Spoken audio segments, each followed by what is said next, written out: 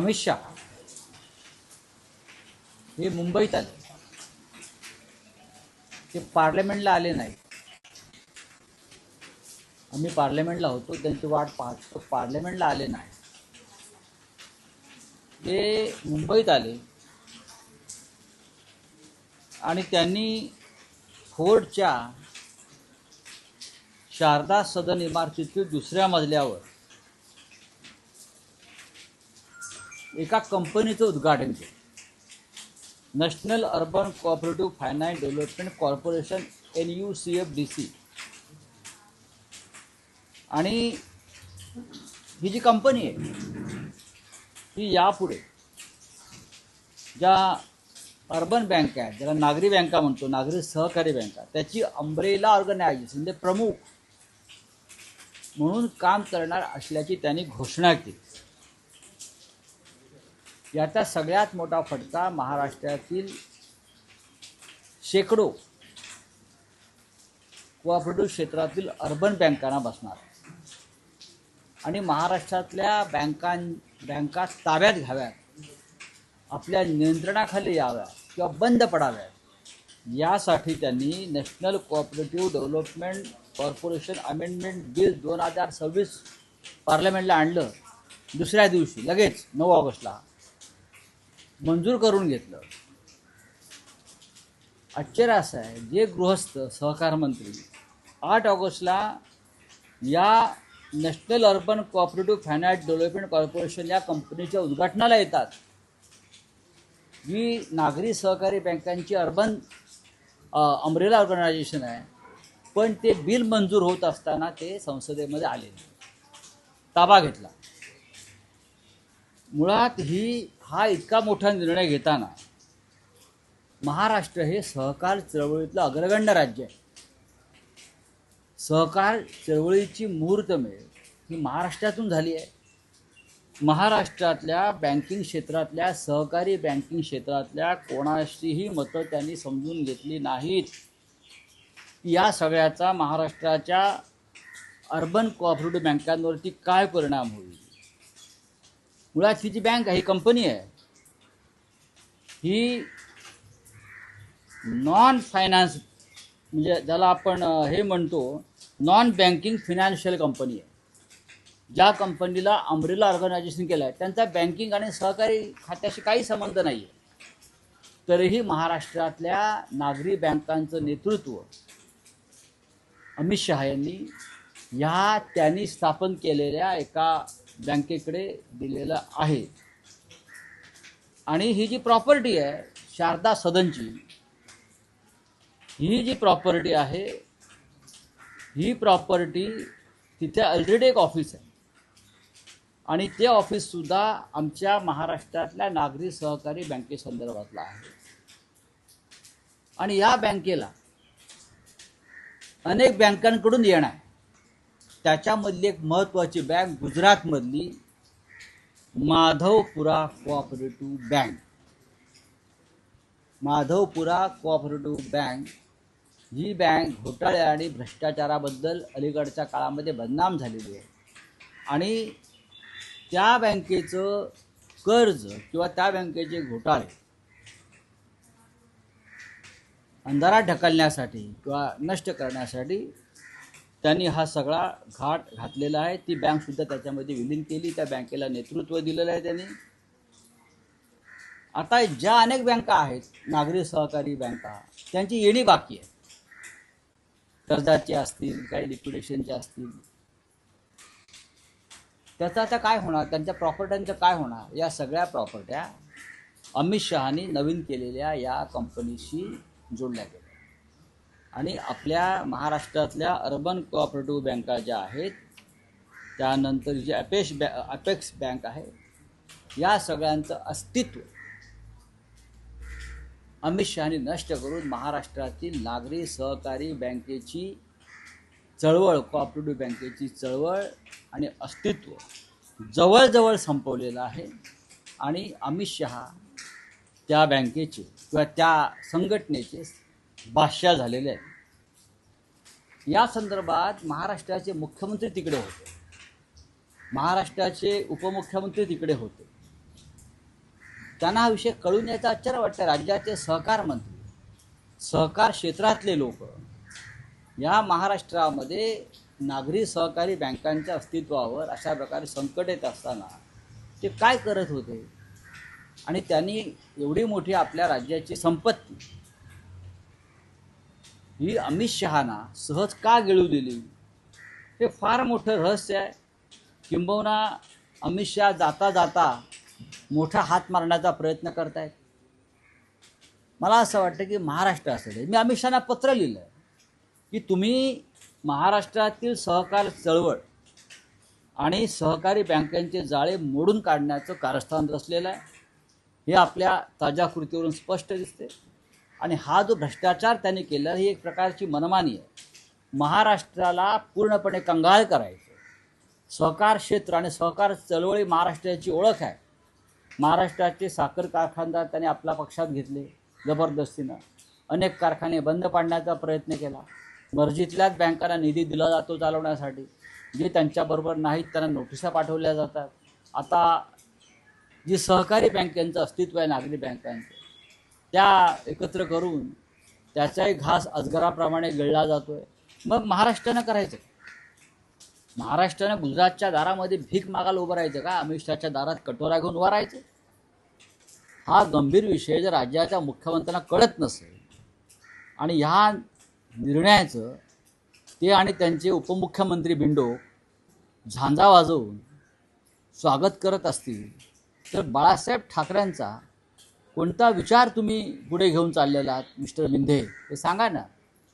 ज्या पद्धतीनं तुम्ही अमित शहाचे बूट चाटताय महाराष्ट्र विरोधी निर्णयासाठी, ही गोष्ट गंभीर आहे या राज्यासाठी.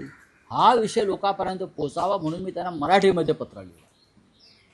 इंग्लिशमध्ये त्यांना पाठवतो पुराव्यासह की कसं कसं नुकसान होतं आहे महाराष्ट्राचं. हजारो लोक यात काम करत आहेत. अनेकांची रोजीरोटी या चळवळीवरती अवलंबून आहे. आमचे अनेक या क्षेत्रातले कार्यकर्ते उत्तम काम करत आहेत नागरी सहकारी बँकांच्या संदर्भात. पण अमित शहानी ही सगळी चळवळ एका नॉन बँकिंग संस्थेकडे, non banking financial company NBFC बरं का, ज्याचा सहकार क्षेत्राशी कोणताही संबंध नाही, अशा एका कंपनीच्या घशात घालून ते दिल्लीला गेले. आणि महाराष्ट्राचे मुख्यमंत्री आणि डेप्युटी CM हे तिथे त्यांच्या कार्यक्रमाला टाळ्या वाजवत बसले. वा वा किती महान निर्णय, वा वा किती महान निर्णय. पण हा महाराष्ट्राच्या सहकार चळवळीचा, बँकिंग चळवळीचा, धनंजयराव गाडगीळ वगैरे लोकांनी जे सुरू केलं काम, त्यांचं अस्तित्व संपवणारा हा निर्णय आहे. ज्यांनी हा निर्णय घेतला म्हणजे अमित शहा त्या खात्याचे सहकार मंत्री त्यांनाच तुम्ही उद्देशून पत्र लिहितात, तर तुम्ही या प्रकरणी न्यायाची अपेक्षा नाही. बघा, माझं काम आहे. किंवा राष्ट्रपतींच्या निदर्शनास हा प्रकार आणला नाही, अमित शहाना असं वाटतं की मांजर डोळे मिटून दूध पिते आणि त्यांनी केलेला हा प्रकार महाराष्ट्रावर अन्यायाच्या कोणाच्या लक्षात आला नाही. त्याने हा जो प्रकार केला आहे महाराष्ट्रावर अन्याय करण्याचा, त्यांना असं वाटलं की हा गुन्हा पचला आणि त्याच्यामुळे ते तोंडाला लागलेलं रक्त, ओठाला लागलेलं रक्त चाटीत परत दिल्लीत गेले. पण हा पचलेला नाही. या क्षेत्रातले 100वर प्रमुख लोक मला आतापर्यंत भेटले आणि त्याने सांगितलं ही अत्यंत गंभीर गोष्ट आहे महाराष्ट्रातल्या अर्बन कोऑपरेटिव्ह बँकांसाठी. आणि त्यानंतर मी याच्यात थोडा अभ्यास केला. हे माझं क्षेत्र जरी नसलं तरी हा महाराष्ट्रावर अन्याय आहे हे जेव्हा मला पटलं, तेव्हा मी त्यांना एक पत्र लिहिलं आहे. आता मी दिल्लीत जाईन. हे जे बिल मंजूर झालं आहे त्याच्यावर थोडा माझा अभ्यास सुरू आहे की किती राज्यांना अशा प्रकारचा फटका बसला आहे. सर्व काही गुजरातच्या घशात घालण्याचा हा प्रकार. माधवपुरा बँकेचा इतिहास तुम्ही समजून घ्या. ही बँक किती कर्जात बुडाली आहे, या बँकेनं काय घोटाळे केलेले आहेत, या बँकेचं अस्तित्व काय आहे. फक्त ही लाडकी बँक अमित शहांची आहे आणि त्या बँकेला ताकद देण्यासाठी बरं का ही जी आहे बघा. आणि मुळात ज्या शारदा सदनमधला बँकेचा ताबा घेतला अपेक्स बँक महाराष्ट्रातली, त्याच बँकेलाच माधवपुरा बँकेकडून कोट्यवधी रुपये येणार. आता बुडाले ते. माधवपुरा बँकेकडून ह्याच आपल्या बँकेला महाराष्ट्राच्या कोट्यावधी रुपये येणार आहे. हे असे प्रकार चिंदी चोरीचे म्हणा, महाराष्ट्रातून लूटमारीचे म्हणा सातत्याने सुरू आहेत. आणि या लूटमारीच्या कार्यक्रमाला राज्याचे मुख्यमंत्री उपस्थित असतात, राज्याचे उपमुख्यमंत्री उपस्थित असतात. आणि उपमुख्यमंत्री म्हणतात आम्ही बाळासाहेब ठाकरेंचा विचार पुढे नेत आहोत, महाराष्ट्र लुटण्याचा विचार आणि त्या लुटीला पाठिंबा देण्याचा विचार. काय कळतं का या राज्याचं उपमुख्यमंत्र्यांना हा विषय काय आहे तो? आणि सीएमला तरी कळतो का की इथे येऊन तुमच्या समोर अमित शहानी महाराष्ट्राचा किती मोठा नुकसान करून गेले आहेत महाराष्ट्राचं. तुम्ही बाळासाहेबांच्या विचारांचा उल्लेख केला तर धनुष्यबाण चिन्ह गोठवणं म्हणजेच बाळासाहेबांचे विचार गोठवण्यासारखं आहे अशी टीका आता तुमच्यावर. आता बाळासाहेबांचा विचार काय एकनाथ शिंदे पुढे नेत आहे धनुष्यबाण घेऊन चोरलेला धनुष्यबाणाची चोरी केली. कोणी चोरी केली? 3 चोर आहेत. ऑर्गनाइज क्राईम आहे. यांना मकोका लागायला पाहिजे. अमित शहा, निवडणूक आयोग, राजेश कुमार आणि एकनाथ शिंदे हे ऑर्गनाइज क्राईम. त्या तिघांनी मिळून दरोडा टाकला आणि धनुष्यबाणाची चोरी केली. आमचं असं म्हणणं आहे जेव्हा आपण चोराला पकडतो तेव्हा आधी मुद्देमाल जप्त करतो ना, तसं आमचं म्हणणं आहे मुद्देमाल जप्त करा मग बघू. आमचा विचार तुम्ही सांगू नका बाळासाहेब ठाकरेंचा. 24 तास मोदी आणि शहांचे पाय चाटता. 24 तास 24 आवर्स प्रोग्राम आहे त्यांचे. 24/7 मोदी शहांचे पाय चाटायचे, बूट चाटायचे, पाय नाही बूट चाटायचे आणि उदो करायचे. याच्यामध्ये कोणता आला बाळासाहेबांचा विचार? धनुष्यबाणाचं काय करायचं आम्ही बघू. तो चोंबडेपणा तुम्हाला करण्याची गरज नाही. बोलला ना मुद्देमाल आधी जप्त करा. मुद्देमाल जप्त झाला चोरीचा की आम्ही पाहू. आणखी एक विषय होता की तुम्ही राष्ट्रपतींना प्रबोधनकारांचा देवळांचा धर्म आणि धर्माची देवळे हे पुस्तक भेट म्हणून पाठवलं. नाही, गरज आहे देशाला. विशेषतः ज्या संविधानिक पदावर बसलेल्या व्यक्ती आहेत राष्ट्रपतींसारख्या, त्यांना याची नितांत गरज आहे असं मला वाटतं. कोणी धार्मिक असण्याबद्दल प्रश्न नाही, पण राष्ट्रपती भवनामध्ये एक फोटो मी प्रसिद्ध केलेला आहे कालचा. कोणते? देवेंद्र शास्त्री नाही, देवेंद्र शास्त्री महाराष्ट्रात आहेत, वर्षावर आहेत.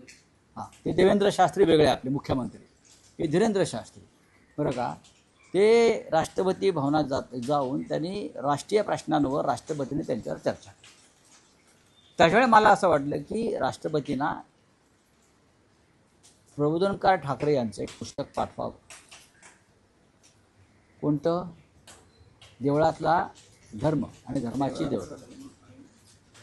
देवळ हे पुस्तक फार त्या दृष्टीनं महत्त्वाचं आहे. नरेंद्र मोदींनाही पाठवावं लागेल.